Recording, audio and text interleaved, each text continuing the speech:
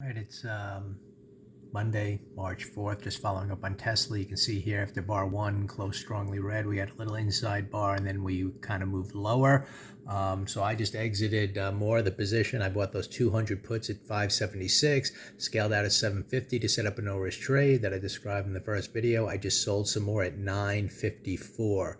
So really nice gain here overall. This is an area where even though on the daily chart, we're coming down to kind of take out liquidity down here and down here.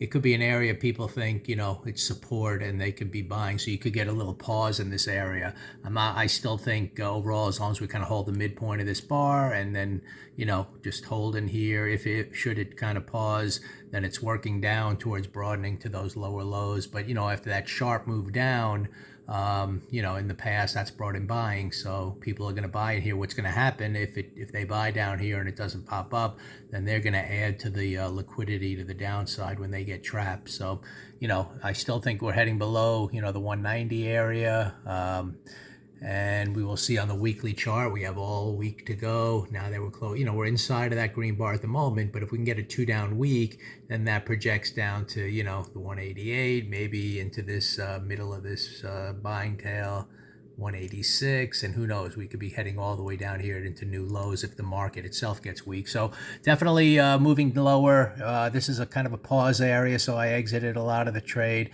and we'll just kind of see now, again, all at no risk. I want to see if it holds the midpoint of this bar on any kind of just pausing action in here, and I'm still going to maintain, that these are targets until proven otherwise, until intraday structure kind of completely, reverses and heads up, which it's nowhere near doing at the moment, but anything again could happen. So just thought I'd follow up, and this is again why sometimes when you see this kind of a formation, you got to enter early. If you waited for the 15-minute bar and then try to enter here, yeah, it still might head down here and be a great trade, but you might have to withstand a little bit of a pullback to the midpoint of that bar first, versus kind of the aggressive play, getting it on the 5-minute chart that I discussed earlier. Now all of a sudden, you're at no risk as the 15-minute chart kind of unfolds to the downside as well. So sometimes, you just be aggressive, and on the 5-minute chart, if it didn't work out, then it would have come back through the midpoint of that first bar, and you could have taken a very small loss and then continue to watch it if you really still,